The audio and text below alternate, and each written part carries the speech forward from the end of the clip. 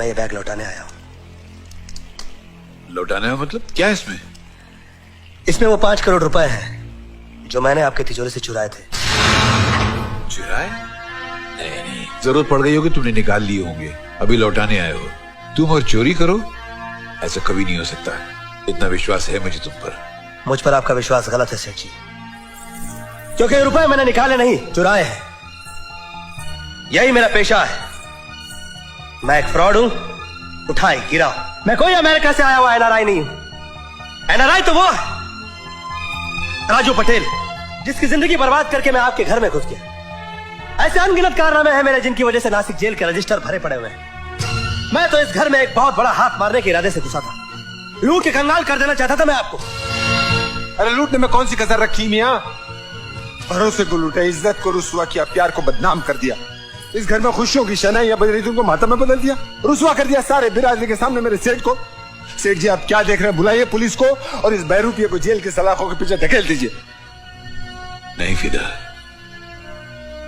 अगर यही सब कुछ करना होता तो ये मैंने उसी दिन कर दिया होता जिस दिन इसने मेरे घर में पहला कदम रखा था। मैं समझा नहीं। तुम समझोगे भी नहीं फिदा हुसैन। इस धनेश्वर प्रसाद ने टिंके से ताज का सफर यूं ही तय नहीं किया है। इंसान का चेहरा देखकर उसके दिल का हाल बता सकता है, और इसने तो अपनी हरकतों से पहले दिन ही अपनी असलियत का पता बता दिया था। मगर फिर भी मैं खामोश रहा।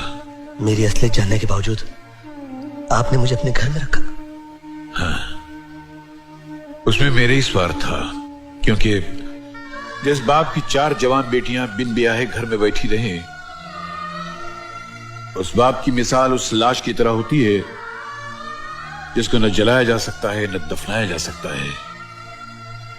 और इस दुख की आग में मैं बहुत चला हूं बेटा, बहुत चला हूं।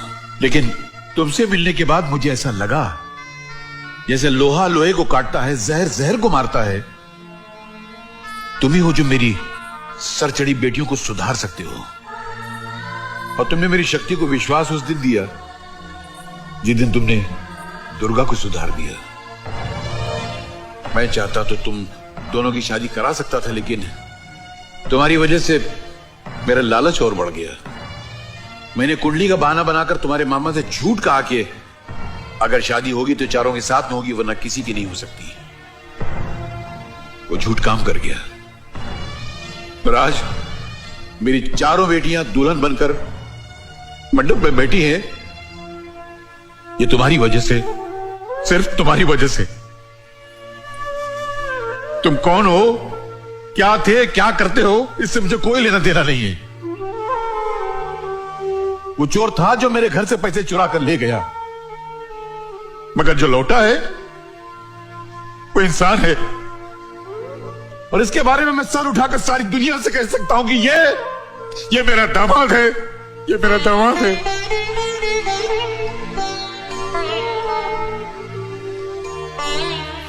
एक मिनट सेठ जी, एक मिनट। सेठ जी, आपने वादा किया था अगर शादी होगी तो आपके चारों बेटियों की शादी एक साथ होगी। आपकी 3 बेटियों की शादी हो रही है, ये चौथे बेटे का क्या? अंकल जी, मैं भी सुधर गया हूँ और मामा जी भी बदल गए कपिल जी, आई मीन सेठ जी। तू अगर सुधर गया है तो वरमाला यहां पहनेगा या उधर जाएगा? जाऊं? तो जा।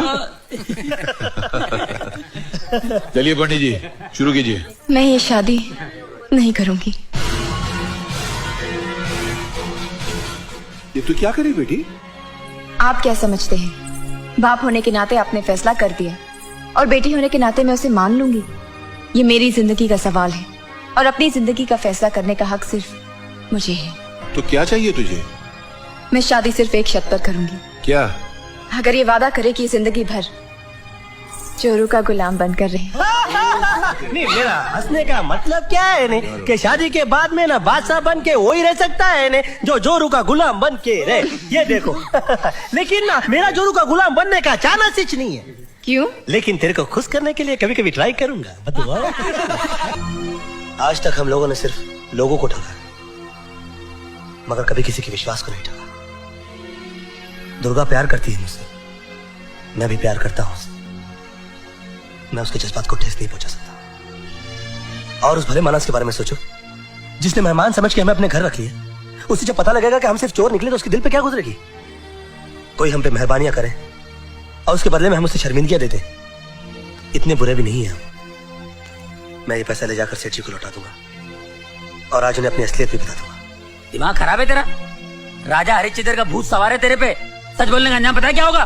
बूढ़ा हमको 400 केस में अंदर करवा देगा। जेलर होगा ससुर और दहेज में चक्की मिलेगी आटा पीसने को।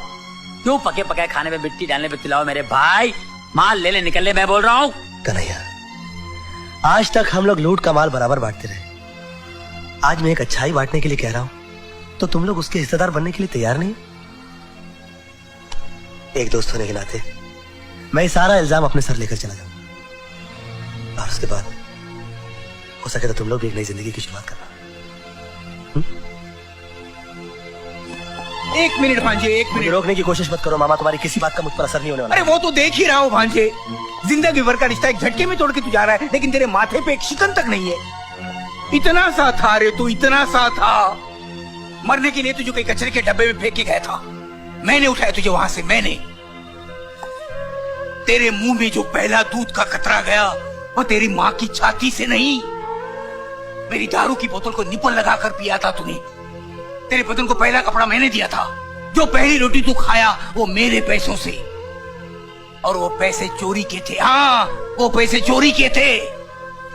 इस चोर ने तुझे चोर बनाने में कोई कसर नहीं छोड़ी भांजे, कोई कसर नहीं छोड़ी। हर उस्ताद की एक ख्वाहिश होती है कि उसका चेला उससे भी बड़ा नाम कमाए, उससे भी आगे निकल जाए। तू तो सचमुच मेरे आगे निकल गया रे।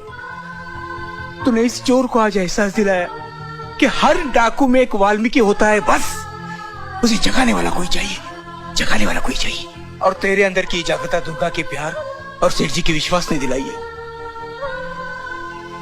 जब तू बाहर चोरी करने निकलता था मेरे पैर छूता था, लेकिन आज मेरा जी करता है कि तुझे सलाम करूं भांजे, तुझे सलाम करूं। जा भांजे जा, सब कुछ बता दे सेठ जी को। मामा, तुझे अगर सजा हुई ना तो 10 साल की हो या 100 साल की, मैं तेरे साथ हूं भांजे, मैं तेरे साथ हूं। जा भांजे, मामा। जा भांजे।